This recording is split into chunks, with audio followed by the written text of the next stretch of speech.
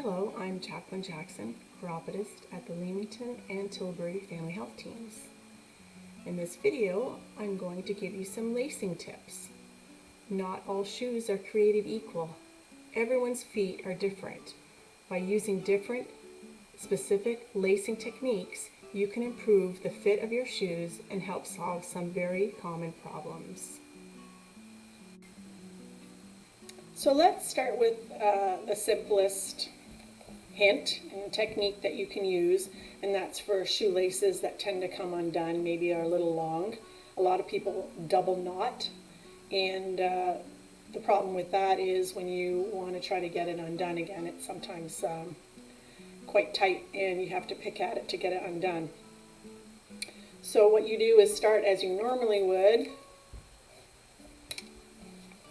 but now you actually make two bunny ears, like you probably learned in kindergarten, and you cross them over, and the one that you're going to cross over and put through the hole,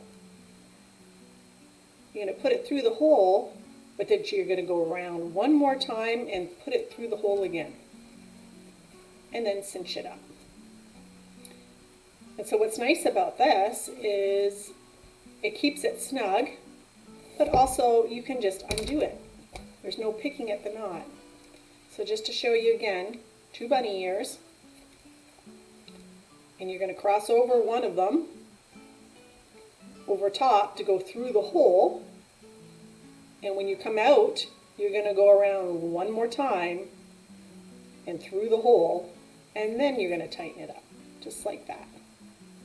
And once again, you can just pull the lace ends and it undoes.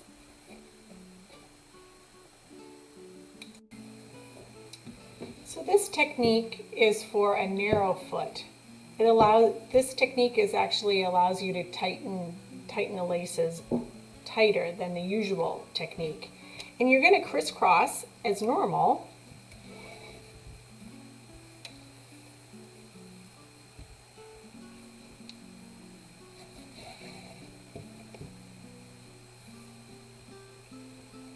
But you're actually going to skip this fourth eyelet. So you're going to skip it completely.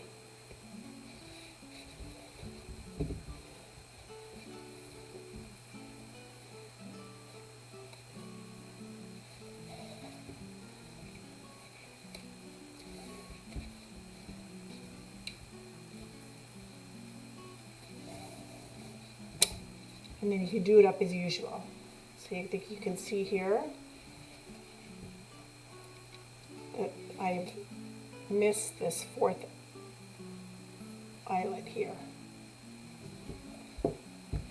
So this just allows it to tighten up better on the foot if you have a narrow foot. So this next technique is if you have a wide foot. So most of the time people have a wide foot through the forefoot. And so basically what you want to do is skip those eyelets in the crisscross pattern. So you'll have to adjust this to your foot shape.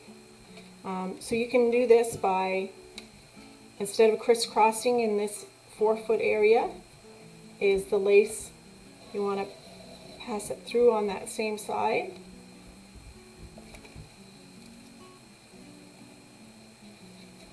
Over the top of the shoe and through the eyelet again.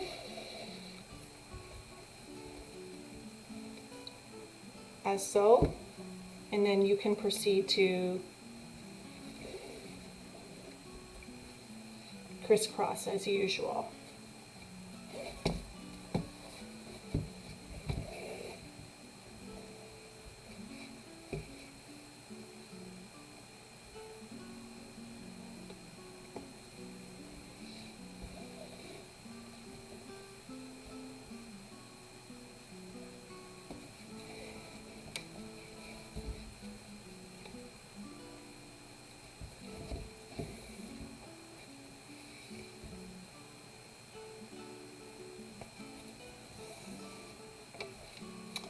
So I think you can see what I've done here. is where the foot is wide. You basically do not crisscross. So I've gone over the top of the eyelets there and not across the top of the shoe. And that will just give more room in the wide part of the foot.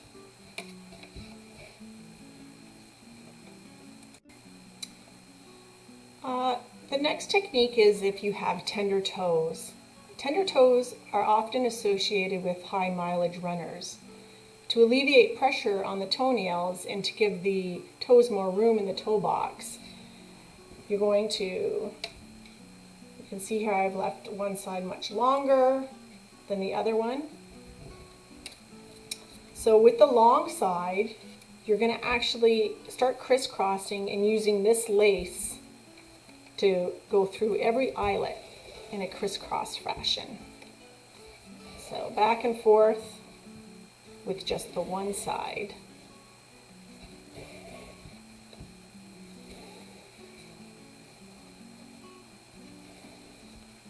And then, so I've crisscrossed with that same lace back and forth. And then the shorter side that you didn't crisscross with, you're going to go from the bottom of that bottom eyelet up to the top eyelet, like this. Okay, and that will just basically allow more room into the toe box, and you can tighten this up accordingly to comfort. Then you can do it up as you normally would.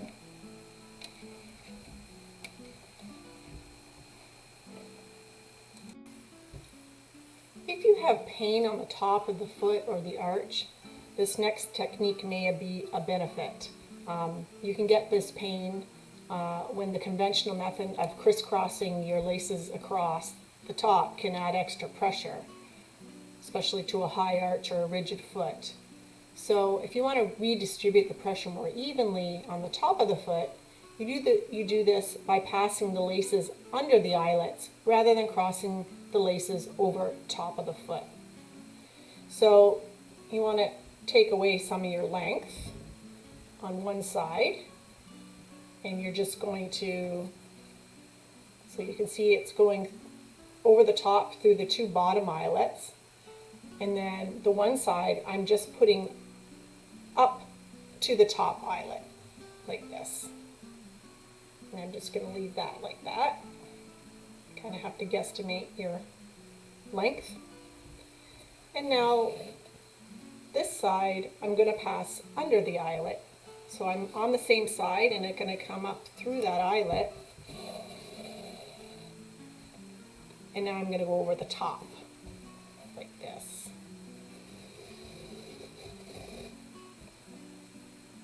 And then on that same side, I'm going to go to the next eyelet on the underside and then cross over to this side. Again, same side to the next eyelet,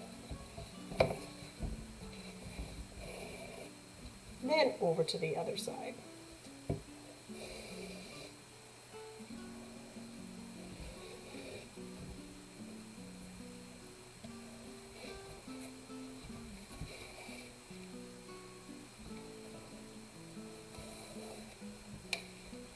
So instead of the crisscross method, you just have a single lace going across the top of the foot. So that alleviates pressure on the top of the foot.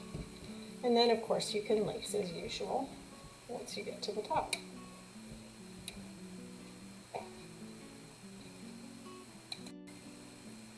So this next technique is if you have heel slippage.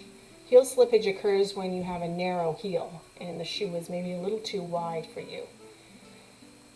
To keep the heel secure, you want to crisscross your laces by the conventional method until you get up to the second to last eyelet, which you can see here I've left the end eyelets open, because what I'm going to do now is on the same side go over the top like this. And the same on this side. Go over the top. And now I'm going to leave those little loops. And now what you do is you cross your laces over one another and put the opposite lace through the hole on each side. And then you can snug it up.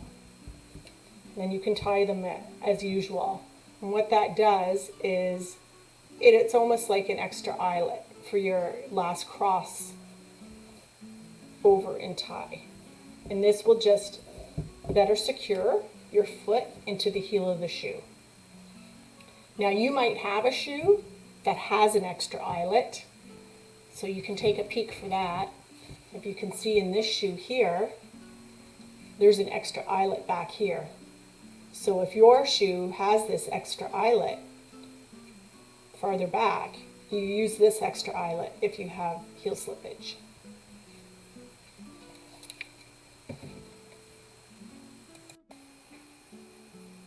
I hope you found the lacing techniques helpful.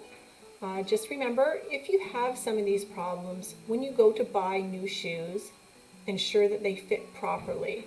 You can always ask the shoe salesperson if there are shoes that would work better for the issues that you have. So if you have a flat foot or a high arch foot, if you have a wide foot, you need to make sure that the salesperson is aware of these issues and you can choose the shoes appropriate for your foot. Thanks for watching.